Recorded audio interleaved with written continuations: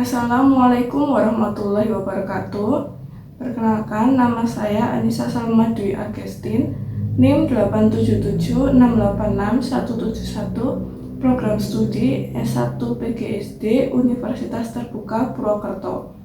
Baik, di sini saya akan mengerjakan tugas pembelajaran mikro tentang keterampilan dasar mengajar.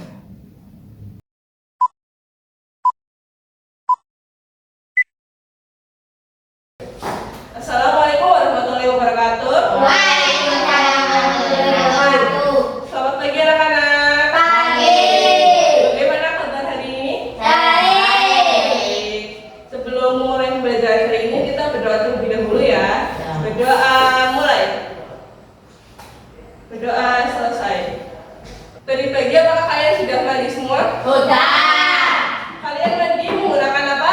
Air. Lalu tadi pagi siapa yang makan nasi? Saya. Pada pembelajaran kali ini kita akan belajar tentang sumber daya alam. Salah satu contohnya yaitu yang kalian sebutkan tadi, yaitu air dan nasi yang berasal dari padi.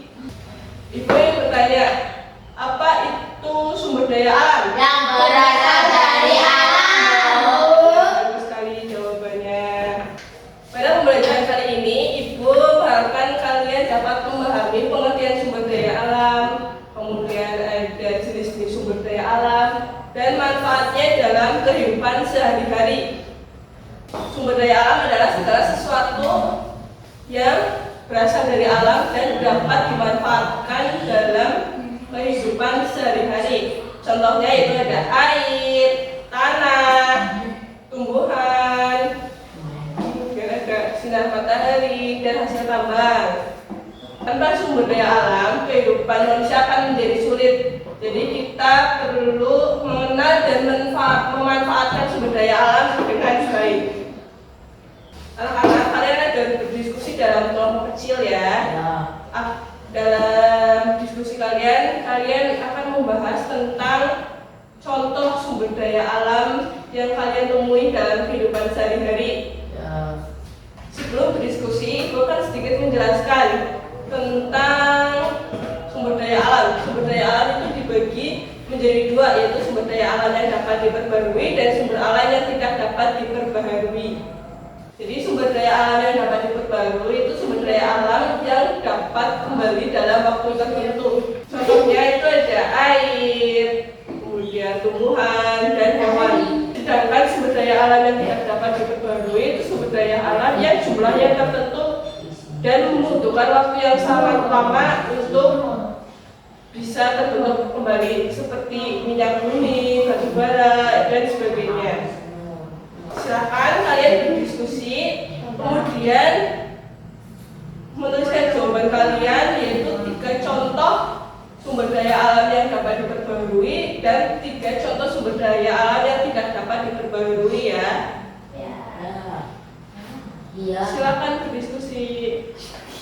Ibu akan bertanya pada kelompok 1, itu contoh sumber daya alam yang dapat diperbarui apa saja? Air, tumbuhan, dan hewan. Kenapa air dapat menjadi sumber daya alam yang dapat diperbarui? Karena tersedia dari hujan. Bagus sekali jawabannya. Selanjutnya Ibu ingin bertanya kepada kelompok 2 untuk menyampaikan hasil diskusinya. Contoh dari sumber daya alam yang tidak dapat diperbarui itu apa? Minyak bumi, batu bara, emas. Kemudian kenapa minyak bumi itu termasuk sumber daya alam yang tidak dapat diperbarui? Karena terbatas. Terbatas. Bagus sekali jawabannya. Kalian telah menyampaikan hasil diskusi kalian dengan baik. Sebelum menutup pembelajaran, adakah yang masih ingat apa itu pengertian sumber daya alam? Sumber daya alam adalah segala sesuatu yang berasal dari alam yang dapat dimanfaatkan untuk memenuhi kebutuhan manusia. Bagus sekali. Bagus. Kalian masih ingat jawabannya ya. Kita juga telah belajar tentang sumber daya alam yang dapat diperbarui dan sumber daya alam yang tidak dapat diperbarui. Sumber daya alam yang dapat diperbarui itu contohnya ada air, tumbuhan, dan hewan. Sedangkan sumber daya alam yang tidak dapat diperbarui itu ada minyak bumi, batu bara, kemudian emas yang tidak dapat diperbarui ya. Coba sebutkan satu cara menjaga sumber daya alam. Menghemat air. Hemat air. Menanam pohon. Pohon, betul sekali. Jadi itu adalah sikap yang baik agar sumber daya alam dapat dijaga untuk masa depan nanti ya. Ibu berharap kalian dapat menjaga dan memanfaatkan sumber daya alam dengan baik dalam kehidupan sehari-hari. Sekian pembelajaran kali ini.